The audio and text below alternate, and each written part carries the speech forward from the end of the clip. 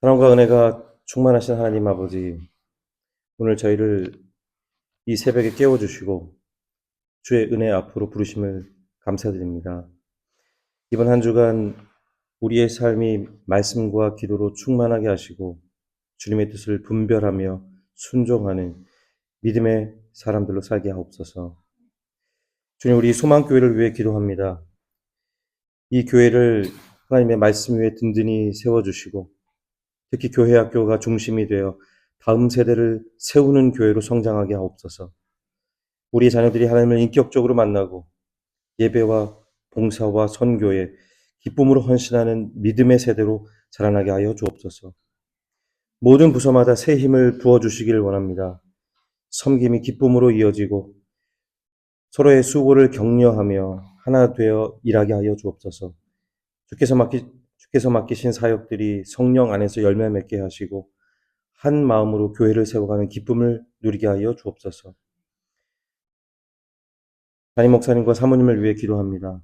담임 목사님께 성령의 기름 부심을 더하셔서 선포되는 말씀마다 하나님의 능력이 나타나게 하시고 그 말씀이 지친 영혼을 위로하며 병든 마음을 고치고 우리의 삶을 새롭게 하는 은혜의 말씀이 되게 하옵소서. 사모님께도 동일한 은혜를 더하셔서 목사님과 함께 사랑과 기도로 교회를 세워가는 든든한 동역자가 되게 하시고 두 분의 몸과 마음이 지치거나 낙심하지 않도록 하늘로부터 오는 새 힘을 날마다 공급해 주옵소서. 가정의 건강과 평안과 기쁨이 머물고 두 분의 헌신이 언제나 위로와 열매로 돌아오게 하옵소서. 하나님, 오늘 우리가 마주하고 있는 문제보다 더욱 크신 주님만 바라보길 원합니다. 두려움이 아닌 믿음으로, 낙심이 아닌 감사로 하루를 살게 하시고 상황보다 약속을 붙들고 사람보다 하나님을 의지하며 걸어가게 하옵소서. 오늘도 말씀으로 시작하여 사랑으로 행하게 하시고 진실로 말하며 정직히 일하고 담대히 증언하는 하루가 되게 하여 주옵소서. 이 새벽의 기도가 우리의 삶의 방향을 바꾸는 은혜의 시간이 되게 하여 주옵소서.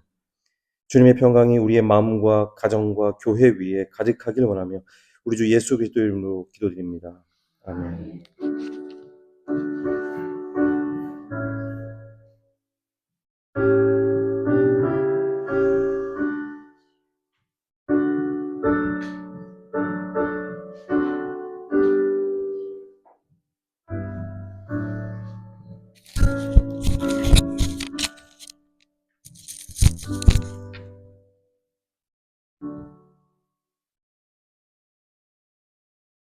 예, 오늘 아침에는 디모데후서 3장 15절에서 17절 말씀을 읽겠습니다.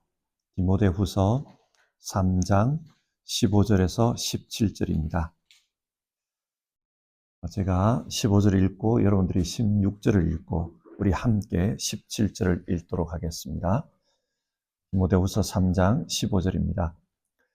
그대는 어려서부터 성경을 알고 있습니다.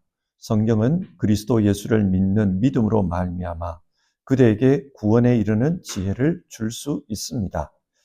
모든 성경은 하나님의 영감으로 된 것으로서 교훈과 책망과 바르게 함과 의로 교육하기에 유익합니다. 같이 읽겠습니다. 성경은 하나님의 사람을 유능하게 하고 그에게 온갖 선한 일을 할 수 있게 하는 것입니다. 아멘. 이런 질문으로 우리 한번 이 아침을 시작해 봅시다. 오늘이 종교개혁 주간입니다. 종교개혁 주간을 시작하는 날인데요. 종교개혁자들은 왜 종교를 개혁하려고 했을까요? 당시 서유럽에 살던 사람들은 로마 가톨릭의 가르침을 따라서 신앙하고 있었습니다.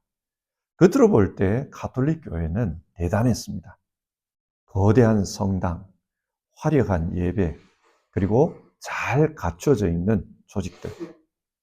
서유럽 사회는 교회가 정한 규칙과 가르침에 따라서 질서정연하게 그렇게 움직이고 있었습니다. 하나님의 뜻이 하늘에서처럼 땅에서도 이루어지는 것처럼 그렇게 보였습니다.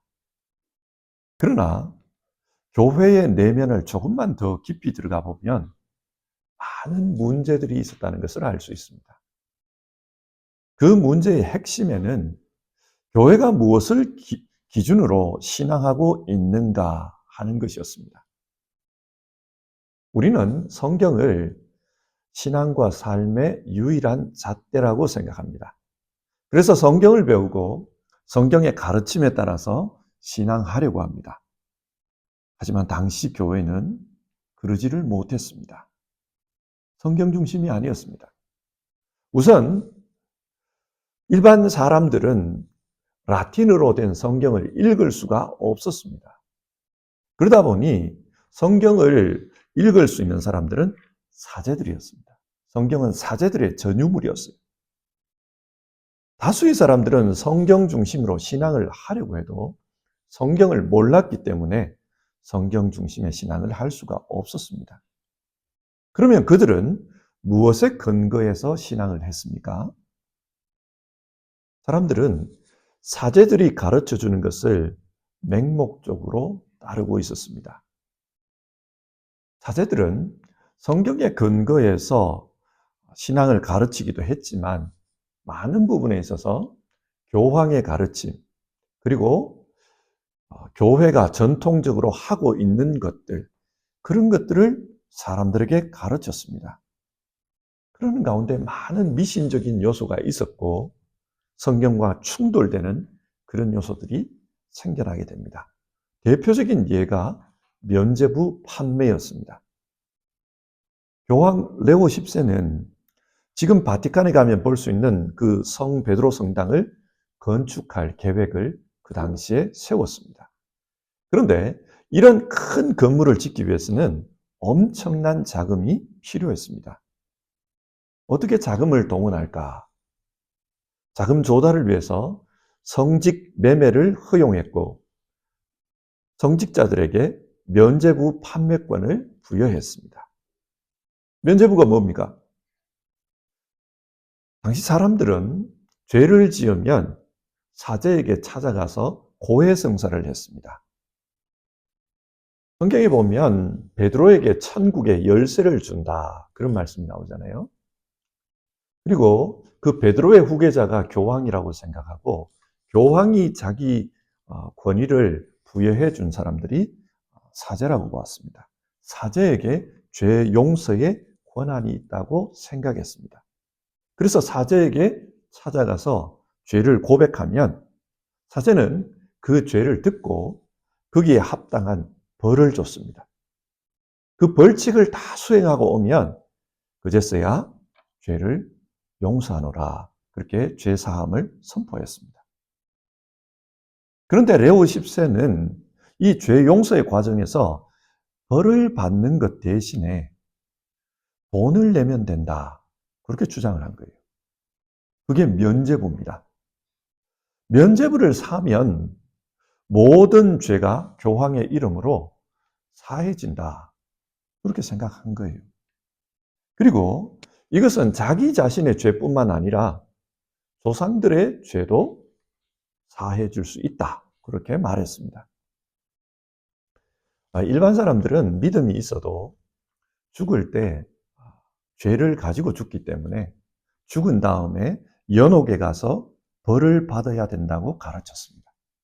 연옥에서 이 땅에서 지은 그 죄, 사함받지 못한 그 죄에 대한 충분한 심판을 받아야 죄를 사함받게 되고 그 이후에 천국에 갈 수 있다고 주장했습니다. 연옥교리죠.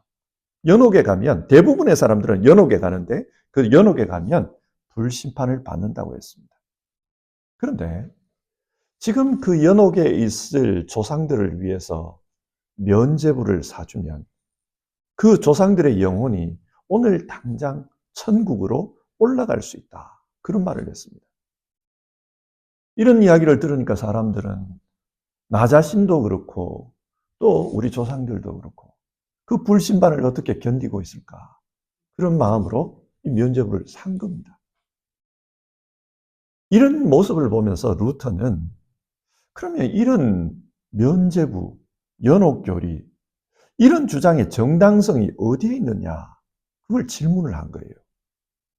도대체 무엇을 근거로 면죄부를 사면 죄가 사해지는가? 도대체 어떤 성경 구절에 근거해서 이 면죄부를 사면 연옥에 있는 영혼들이 천국으로 간다는 말인가? 루트는 아무리 생각해봐도 자기가 아는 한 성경에는 그런 내용이 안 나왔습니다. 그렇기 때문에 교회는 무엇을 근거로 해서 이런 주장을 하는가? 그걸 질문한 거예요. 그러자 교황청이 루터에게 뭐라고 했습니까? 교황의 결정은 어떤 실수나 잘못이 있을 수 없다. 즉, 교황 무호서를 주장합니다. 교황은 무호하고 교황이 결정한 어떤 결정도 실수가 없기 때문에 면죄부 판매를 결정한 이 교황의 결정은 정당하다. 그렇게 대답을 해왔습니다. 뿐만 아니라 그런 교황의 권위에 도전하며 의문을 품었던 루터를 이단으로 정죄하고 가톨릭 교회에서 내쫓습니다. 신부 사제직에서 파면해버립니다. 루터는 이런 파문에 맞서서 교황의 결정, 교회의 전통 이런 것을 신앙의 근거로 삼는 가톨릭 교회는 잘못되었다고 비판했습니다. 그러면서 모든 신앙의 근거는 성경에 근거해야 된다. 그러면서 오직 성경, 솔라 스크립투라를 주장한 것입니다. 성경만이 우리의 믿음과 행위의 유일한 기준이라고 했습니다. 따라서 이 성경을 기준으로 신앙생활하자. 새로운 교회, 새로운 삶을 살아가자. 그래서 종교개혁을 하게 된 것입니다. 오늘 우리는 이런 성경 중심의 종교개혁을 돌아보면서 지금 우리 현실을 한번 돌아봤으면 좋겠습니다. 자, 그러면 성경 본문을 보면서 우리의 현실을 한번 비춰보도록 하겠습니다. 여러분, 왜 우리는 성경에 근거해서 신앙해야 합니까? 오늘 성경은 우리에게 구원에 이르는 지혜를 주는 책은 성경밖에 없다고 그래요. 15절입니다. 성경은 그리스도 예수를 믿는 믿음으로 말미암아 그대에게 구원에 이르는 지혜를 줄 수 있습니다. 우리가 성경을 근거로 신앙해야 되는 이유는 우리에게 구원에 이르는 지혜를 성경이 주기 때문입니다. 그러면 이런 질문이 들지요. 성경이 무슨 책이길래 우리에게 구원에 이르는 지혜를 줄 수 있습니까? 이런 질문을 해볼 수 있습니다. 16절입니다. 모든 성경은 하나님의 영감으로 기록된 것으로서 하나님의 영감으로 기록되었기 때문에 우리에게 구원에 이르는 지혜를 줄 수 있다는 겁니다. 여기서 영감이라는 단어가 중요합니다. 헬라어로 보면 데오 푸뉴스토스라는 단어입니다. 이 말은 하나님을 뜻하는 데오스와 호흡하다, 불어넣다 그런 뜻의 푸네오가 결합된 단어입니다. 그러니까 성경이 하나님의 영감으로 기록되었다는 말은 하나님께서 자신의 영을 이 책에 불어넣었다 그런 뜻입니다. 비교해서 생각해 보면요. 창세기 2장 7절에서 하나님은 사람을 창조하실 때 먼저 흙으로 사람을 빚었습니다. 그리고 그 코에 생기를 불어넣었다고 합니다. 똑같은 말이에요. 생기를 불어넣었다. 이게 똑같은 말이에요. 이 말은 사람은 육체를 가진 생물로 만들어졌지만 그런데 다른 생물하고 다른 게 하나님의 영이 그 사람 안에 같이 계신다는 거예요. 그래서 우리의 이 몸이 성령이 머무는 성령의 전이 되었습니다. 사람은 동물이지만 동시에 하나님의 영이 머무는 영적인 존재입니다. 마찬가지예요. 성경도 그렇다는 거예요. 성경도 겉으로 보면 사람이 기록한 책입니다. 모세가 기록했고요. 사무엘이 기록했고요. 또 많은 예언자들이 기록했습니다. 사람이 기록했습니다. 거기에는 여호와께서 이르시되 하나님의 말씀도 나오지만 사람의 교훈도 나옵니다. 사람이 기록한 책입니다. 그런데 그 사람이 기록한 책에 하나님께서 자신의 영을 풀어넣으셨다는 겁니다. 성경을 기록할 때 그 사람 안에 하나님께서 자신의 영을 불어넣었습니다. 그래서 그 기록 가운데 하나님의 뜻이 기록되도록 했습니다. 뿐만 아니라 우리가 성경을 읽을 때 혹은 성경 말씀을 들을 때 그때에도 하나님의 영이 그곳에서 활동하기 때문에 이 성경을 통해 하나님을 만나는 역사가 일어납니다. 성경 안에서 우리는 성령을 체험합니다. 앞에서 우리는 성경이 우리에게 구원에 이르는 지혜를 준다고 하지 않았습니까? 여러분, 성경이 우리에게 사람은 어떻게 구원을 얻는다고 말합니까?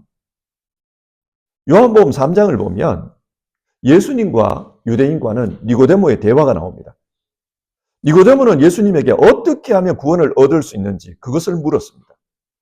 그때 예수님은 성령으로 거듭나야 된다. 그 말씀을 하셨어요. 성령으로 거듭난다는 말은 그 사람 안에 하나님의 영이 임하는 것을 의미합니다. 여기에 문제가 있어요. 하나님의 영은 하나님이십니다.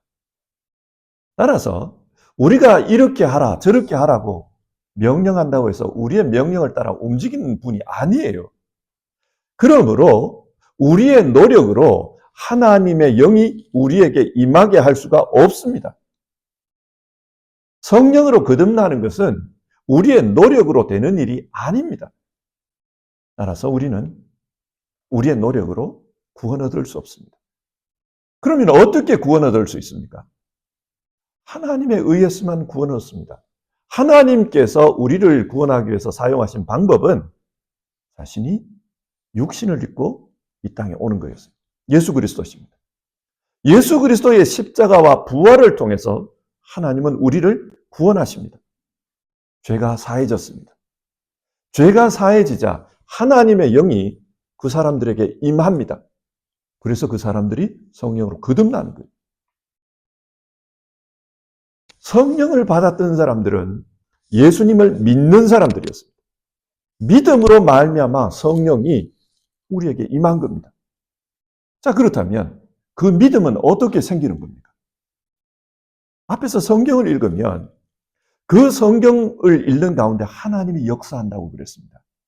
하나님의 영이 하나님께서 성경을 통해 자신의 영감을 불어넣었기 때문에 성경을 읽는 가운데 우리는 하나님을 깨닫습니다. 믿음이 생깁니다. 우리 안에 성령께서 들어오셔서 함께 하시는 겁니다. 하나님의 구원은 이렇게 이루어집니다. 따라서 성경 중심으로 신앙하는 것이 중요합니다. 성경을 우리가 가지고 신앙할 때, 성경을 통해서 믿음 생활을 할 때, 그때 하나님이 우리를 구원하시는 그 구원의 지혜가 우리에게 밝히 드러나는 겁니다. 두 번째로 이 성경은 사람을 유익하게 하는 책입니다. 16절과 17절을 보면요.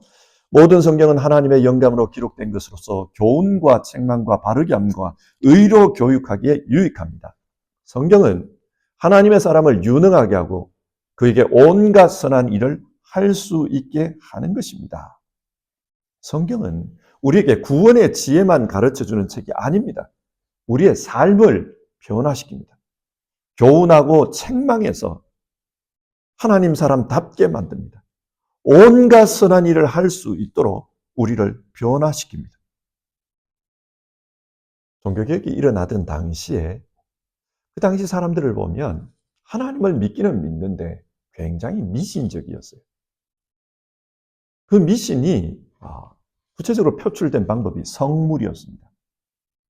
이 성물을 가까이 하면 신비한 현상이 나타난다는 거예요.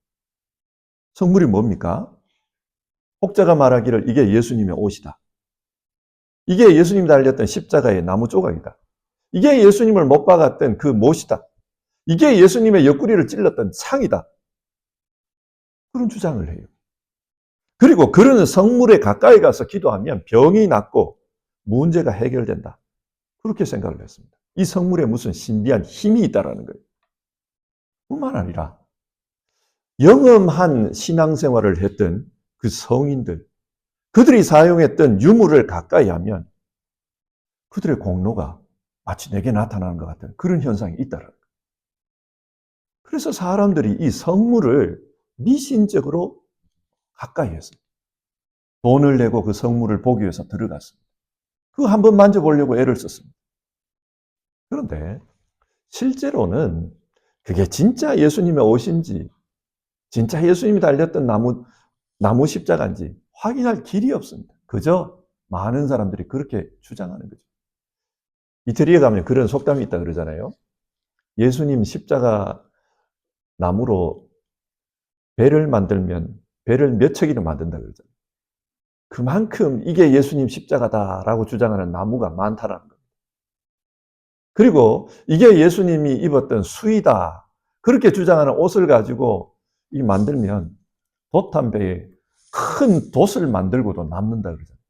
그만큼 예수님의 옷이라고 말하는 그 옷이 널리고 널렸다는 거예요. 그러니까 진짜인지 가짜인지 그걸 어떻게 알겠어요? 그런 걸 갖다 놓고 이게 예수님 옷이니까 이걸 가지고 이렇게 하면 병이 난다. 그런 짓을 한 거예요. 이렇게 신비를 믿다 보니까 좀 교회 안에서 유력한 사람들은 너도 나도 성물을 사모았습니다. 그리고 어떤 축일이 되면은 그 축일 날에 성물을 공개를 해요. 그냥 공개했을까요? 돈을 받습니다. 돈을 받고 그걸 보러 오도록 하는 거예요. 그런 식으로 돈을 벌었습니다. 사제들이 돈을 벌고 성주들이 돈을 벌고 그렇게 했습니다. 근데 여러분, 이런 신앙하고 한국에서 용한 무당이 그려준 부적을 몸에 품고 다니는 거하고 뭐가 다를까요? 그 당시 신앙이 그러했습니다. 미신적이었습니다. 그런데 이 성경을 알면 삶이 달라진다는 겁니다. 하나님의 이치를 따라서 살아가려고 합니다. 비도덕적인 삶, 거짓의 삶에 멀리합니다. 미신적인 삶을 멀리합니다. 뿐만 아니라 성경이 가르치는 정의를 쫓고 공평한 세상, 함께 사는 세상을 만들려고 노력을 합니다. 종이나 자유인이나 동일한 하나님의 자녀라고 했습니다. 그런 말씀을 따르다 보면 신분 해방이 일어나요. 또 사람과 사람 사이의 차별과 무시가 사라집니다. 장애인에 대한 인권이 존중됩니다. 그러는 가운데 사회가 변화되는 거예요. 종교개혁자들은 이걸 알았어요. 그래서 사람들에게 성경을 가르치는 것이 중요하다. 성경을 가르치면 사람이 변화되고 사람이 변화될 뿐만 아니라 사회가 변화된다. 그래서 성경 중심의 신앙을 해야 된다고 생각을 했습니다. 성경이 중요합니다. 그래서 루터는 라틴어로 기록되어 있던 그 성경을 모든 사람이 읽을 수 있고 이해할 수 있도록 독일어로 번역해버립니다. 1522년 신약 성경을 독일어로 출판했습니다. 1534년 신구약 성경 합본을 독일어로 번역해서 출판했습니다. 사람들이 하나님의 말씀을 가까이 하면 사람이 변화되고 사회가 변화된다. 하나님 말씀은 그런 능력이 있다. 루터는 그렇게 생각합니다. 뿐만 아니라 이 성경을 정리를 해서 교리 문답으로 만들었습니다. 성경이 가르치는 중요한 내용들을 묻고 대답하는 형태로 그렇게 만들어서 사람들에게 가르칩니다. 질문하고 그에 대한 대답을 하는 겁니다. 이렇게 성경 중심으로 신앙생활하는 것. 그것이 종교개혁 운동의 중심 내용입니다. 성경이 중요합니다. 자, 이 말씀을 오늘 우리에게 한번 적용해 봅시다. 여러분, 우리는 신앙생활하면서 무엇을 중심에 두고 있습니까? 우리는 이 땅을 살아가면서 무엇을 기준으로 삼고 있습니까? 현대인들은 진리를 판단할 때 이성에 의존하는 경향이 있습니다. 이성적으로 따져볼 때 논리적이고 합리적이다. 그러면 진리라고 생각합니다.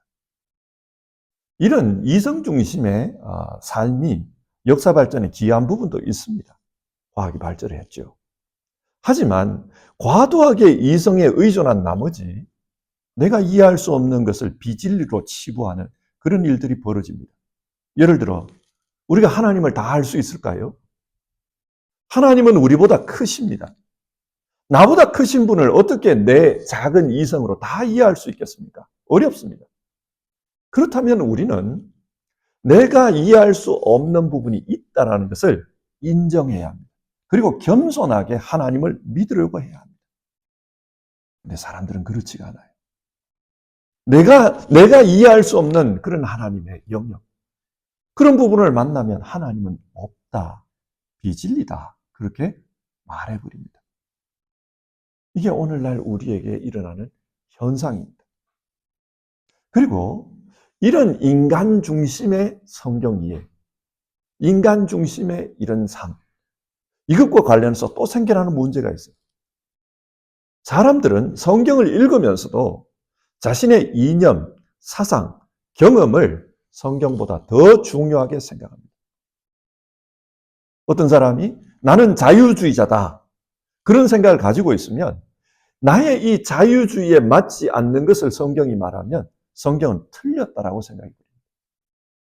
그리고 내 생각에 맞는 것, 내 생각에 맞는 이 부분을 성경이 말해주면 그것만 오려서 받아들이려고 합니다. 지금 한국 사회뿐만 아니라 우리가 살고 있는 이 유럽에서도 소수자의 문제는 아주 민감한 사안입니다. 이 소수자를 어떻게 대해야 되는가, 사회의 소수자를 어떻게 대해야 되는가, 이런 문제를 가지고 이야기하다 보면 공동체 안에서 분열이 생깁니다. 충돌이 생깁니다. 또 지금 우리 시대는 굉장히 전체적으로 볼 때 극우화되어 가고 있는 경향이 있습니다. 이런 상황에서 사람들은 이념과 사상에 민감합니다. 자신의 이념과 사상을 이야기하면서 자기와 맞는 부분을 이야기하면 성경을 받아들이지만 자기와 맞지 않는 부분은 거부합니다. 나의 사상이라는 그 렌즈를 가지고 성경을 이해하려고 한다는 사실입니다. 그래서 한 교회 안에서 이념 때문에 분쟁이 일어나고 분열이 일어나고 충돌이 일어나고 그런 현상을 우리는 눈으로 보고 있습니다. 여러분, 우리는 지금 우리 신앙의 기준을 어디에 두고 있는 걸까요? 성경에 두고 있는 걸까요? 아니면 이념과 사상에 두고 있는 걸까요? 인간 중심적인 이성에 두고 있는 걸까요? 종교개혁자들이 오직 성경, 이 모토를 주장한 것은 모든 생각에 하나님을 우선하라는 겁니다. 하나님의 생각을 우선하라. 하나님 앞에서 겸손하게 그분의 말씀을 들으려는 자세를 가져라. 그것이었습니다.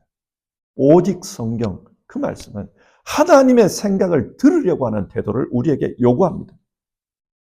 또 하나님께서 왜 이런 말씀을 하셨는지, 나는 잘 이해되지 않는데 어떤 의도를 가지고 이 말씀을 하셨는지 그 하나님을 이해하려는 태도를 가지라는 겁니다.